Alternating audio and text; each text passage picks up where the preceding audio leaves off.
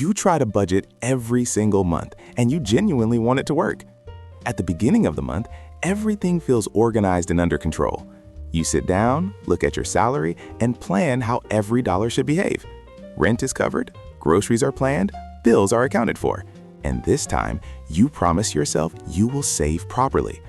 For the first few days, you feel responsible and disciplined. But then, life starts happening.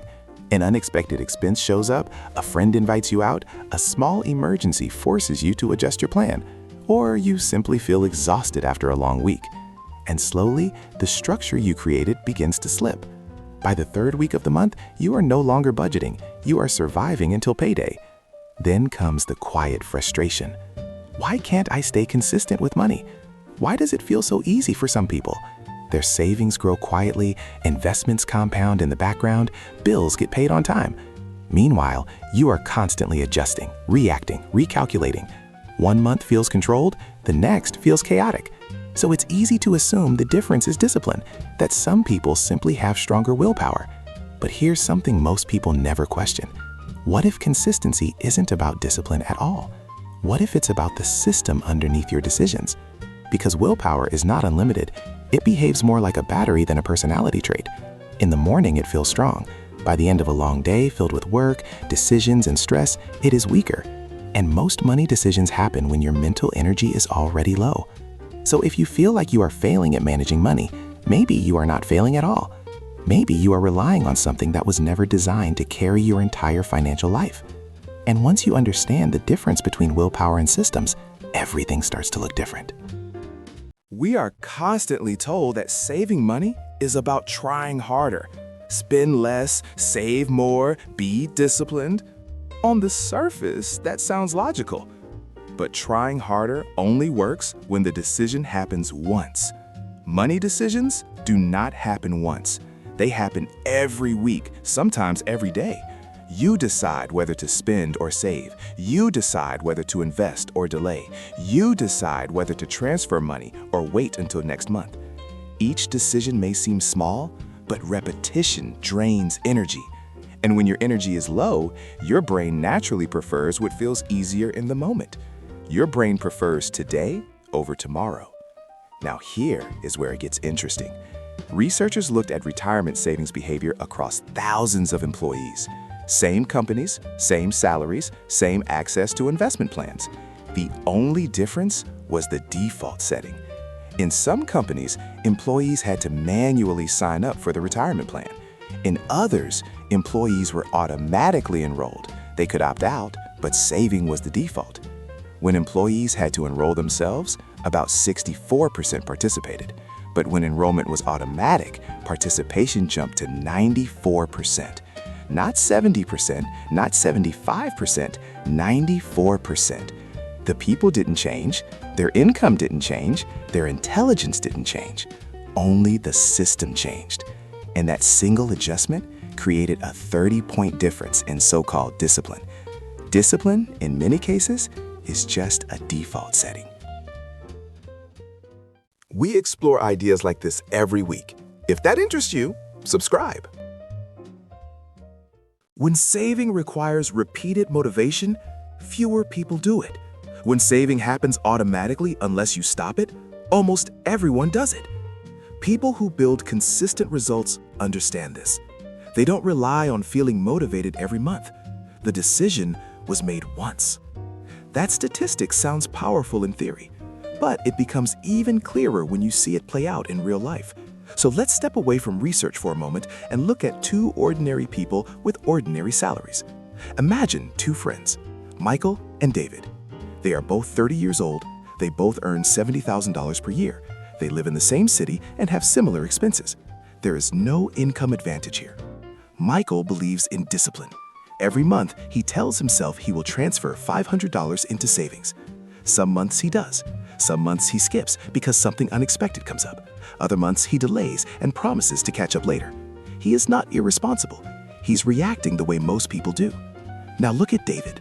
At the start of the year, David made one decision. He set up an automatic transfer of $500 per month into an investment account on the same day his salary hits. He never sees the money sitting in his checking account. He never has to decide again. Now fast forward 10 years. Michael saved inconsistently. On average, he managed about $300 per month. Over 10 years, that becomes roughly $36,000 in contributions, with modest growth, maybe around $45,000 total. David saved $500 every single month without interruption. That is $60,000 in contributions. With steady returns, it could grow to around $75,000 or more. Same salary, same opportunity. The only difference was automation.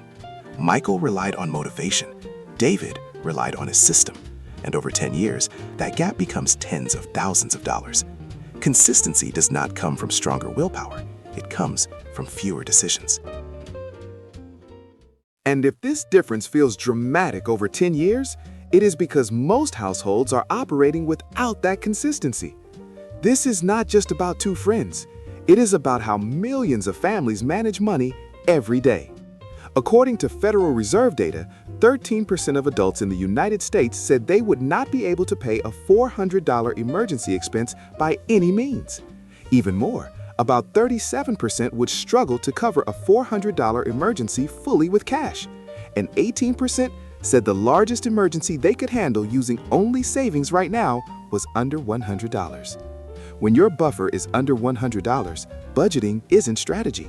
Every expense feels urgent. Every decision feels heavy. You are not choosing between luxury and savings. You are choosing whether to repair something now or delay it, whether to reduce debt or hold on to cash for the next surprise. That constant trade-off wears you down. And when you're worn down, discipline fades. Now consider this. Among households earning over $100,000, about 75% have at least 3 months of emergency savings. Among households earning under $25,000, only around 24% do. That difference isn't small. It determines whether money feels stable or stressful. Without a system protecting you, discipline doesn't stand a chance, and eventually, it collapses. If discipline collapses under pressure, then the answer isn't to push harder. It's to remove the pressure. And that requires something different. It requires building a system that protects you before stress even begins. Here is a practical structure you can implement immediately. First, protect your base. Open a separate high-yield savings account for your emergency fund. Set up an automatic transfer on payday. Even $200 or $300 per month is enough to start. The key is that the transfer happens before you spend. You are not saving what is left. You are setting it aside first, and that frees you from 12 monthly decisions. Second, automate your future. If your employer offers a workplace retirement plan like a 401k, enroll immediately. Contribute at least enough to capture the full employer match. Then set your contribution rate to increase automatically each year, even by 1%. Small increases compound significantly over time. Again, you decide once. The system handles the rest.